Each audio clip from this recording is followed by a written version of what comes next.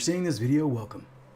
In this series of videos, we're going to actually get deep into the weeds when it comes to understanding how to script using JavaScript over the web. This class is going to go over how you can follow along with me. And we're going to start off with simple things like hello world, and then we're going to go into variables, the different types of variables we can use using ES6+. We're then going to go into data types. Yes, JavaScript does data types. It's not necessarily used in JavaScript. It is used in TypeScript, so I am going to go over it from a TypeScript perspective, but also from a JavaScript perspective. We're also going to go over decision structures, ifs and switches. Then we're going to go into loops, functions, DOM manipulation, and finally, object-oriented programming using JavaScript with classes. Now, I know you heard me say the word TypeScript.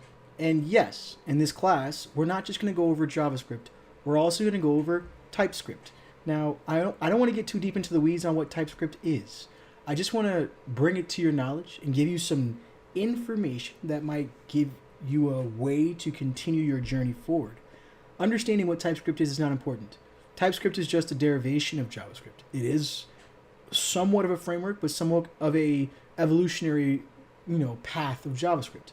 TypeScript gives JavaScript object-oriented properties. That's it.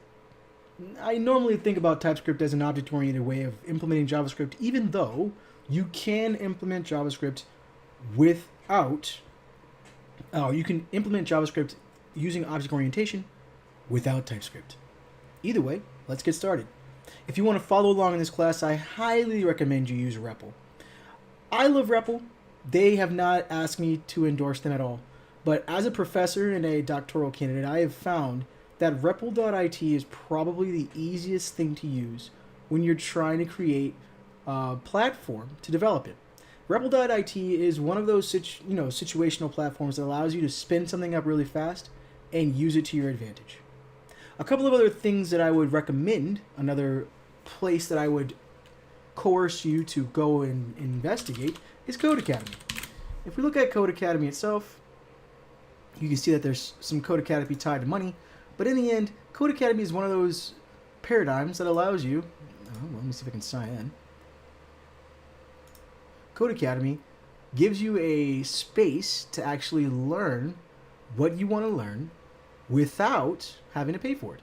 And what's great about Codecademy is there are free courses to get you started. Welcome to JavaScript. If I actually press start on this, you can see I've already gone some way through this course material, but just understand that it actually guides you through the material and tells you what you're going to create with easy to follow buttons and easy to follow surveys. Now in this case, I'm going to say learn for school. Continue. After I say learn for school, it's going to tell me, hey, great job for logging in and actually doing something. And then it's going to get me into the nuts and bolts of what I want to learn. It's going to teach me about console.log, which effectively is one of the most powerful things you'll need to know when you get into the world of development when it comes to front-end developing. But in this case, I'm going to pause here, and I'm going to say, actually investigate this on your own time. Give it a thought. Give it a good old college try. But at this moment, I just want to talk about how to get started with me. So, if I look at the REPL library, I already have an account, so I'll just log in. Now, once I log in as myself, it brings me to the REPL area. Now, this area is my area. Now, the great part about REPL is that REPL allows you to create development solution files and whatnot, and those files are public. You can actually share and fork those files with other people and allow them to actually work on the work that you worked on at the same time. Now, with that being said, what I want to do is I want to show you how you can spin up a REPL environment that you can use for this course. I'm already in my REPL, so what I'll do is I'll go to Create. Now, once I go to Create, it gives me a slew of options of what I want to choose to create. In this case, we want to use JavaScript. But one of the things you need to understand is you can't really develop in JavaScript until you have HTML and CSS already there. Now, in this course, we're not going to get too deep into the weeds when it comes to HTML and CSS.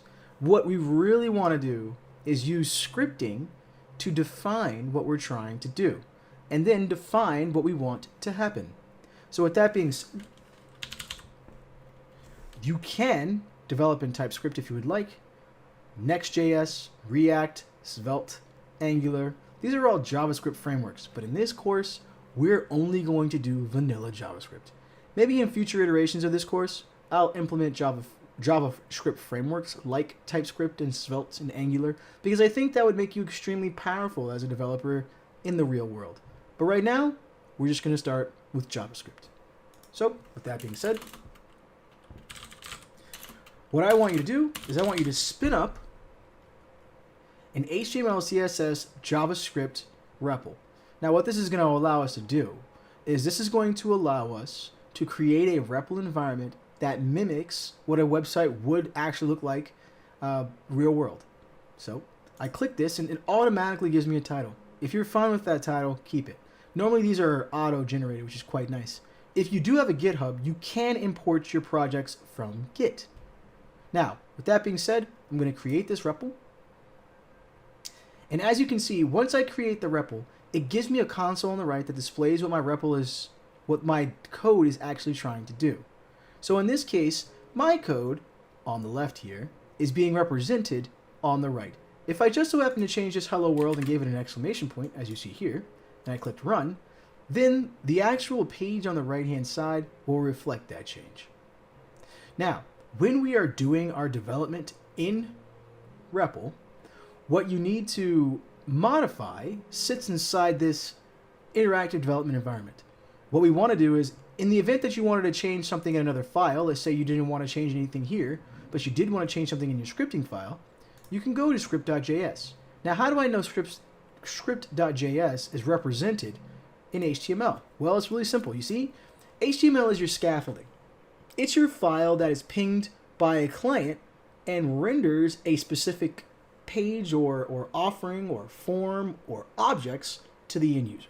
Now, in this case, the index.html is our only HTML file. So REPL is going to ensure that that file is the file that needs to be presented. But in any case, what I want to show you is that index.html is the file that has what's called, which is calling, or it has inline calls to other files. As you can see here, this .js file and the style.css file are also called in. How are they called in? Well, we use HTML tags to do that. Our script.js is actually called in using a script tag.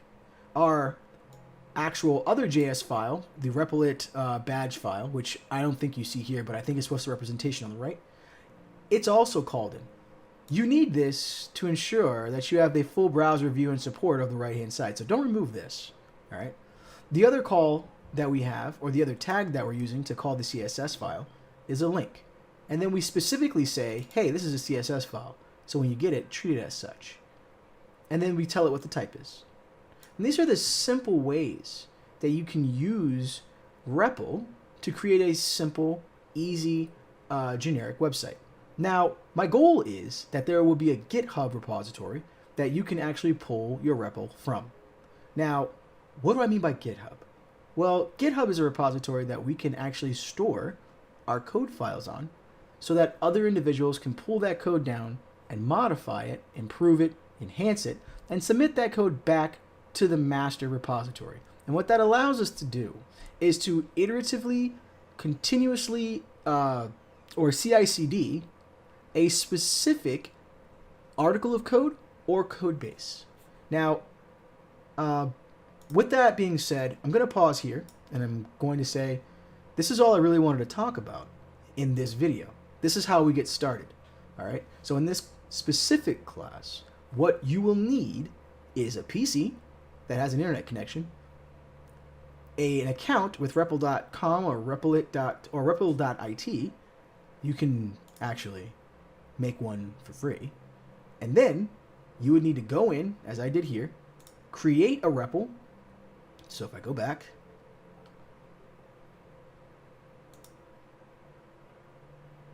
if it allows me,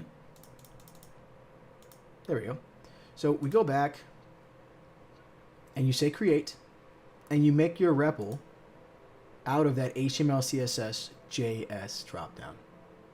Now, if you make a REPL, you can also see the REPLs that you've created. They all show up, and honestly, REPL does not prune these. So if you have too many, it's my recommendation that you go in there periodically and you prune it, just to ensure that your REPLs are not growing out of control as mine are. But with that being said, the last thing I will say is this. If I've already done so, you'll probably see that there's a GitHub or import with GitHub button here.